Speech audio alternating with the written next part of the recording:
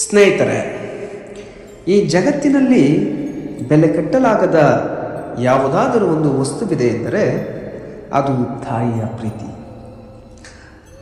ನಮ್ಮ ಮೊದಲ ಉಸಿರಿನಿಂದ ಅವಳ ಕೊನೆಯ ಉಸಿರಿನವರೆಗೆ ಯಾವ ಪ್ರತಿಫಲವನ್ನೂ ನಿರೀಕ್ಷಿಸದೆ ಹರಿಯುವ ನಿರಂತರ ತೊರೆ ಈ ತಾಯಿ. ನಾವು ಅಂಬೆಗಾಲಿಡುವಾಗ ಬಿದ್ದರೆ ನಮಗಿಂತ ಹೆಚ್ಚು ನೋವು ಪಡುವುದು ಅವಳ ಹೃದಯ.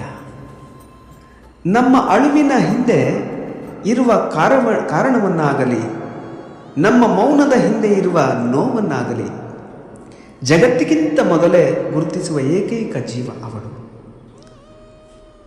ಆದರೆ ಇಂದಿನ ವೇಗದಲ್ಲಿ ಬದುಕಿನಲ್ಲಿ ನಾವೇನು ಮಾಡುತ್ತಿದ್ದೇವೆ?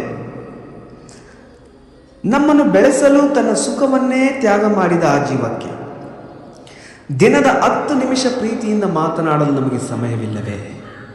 ನೆನಪಿಡಿ, ತಾಯಿಗೆ ಬೇಕಾಗಿರೋದು ನಿಮ್ಮ ಆಸ್ತಿ ಅಂತಸ್ತಲ್ಲ, ಬದಲಿಗೆ ನಿಮ್ಮ ಒಂದು ಕಿರುನಗೆ ಮತ್ತು ಪ್ರೀತಿಯ ಆಸರೆ ಮಾತ್ರ. ಮಗು ಎಷ್ಟೇ ದೊಡ್ಡವನಾದರೂ ತಾಯಿಯ ಪಾಲಿಗೆ ಅವನು ಎಂದಿಗೂ ಪುಟ್ಟ ಮಗುವೆ.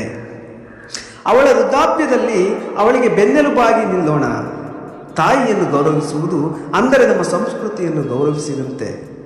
ಬನ್ನಿ, ನಮ್ಮ ಜಗತ್ತಿಗೆ ತಂದ ಆ ದೈವಕ್ಕೆ ಪ್ರೀತಿಯ ಗೌರವವನ್ನು ಸಲ್ಲಿಸೋಣ.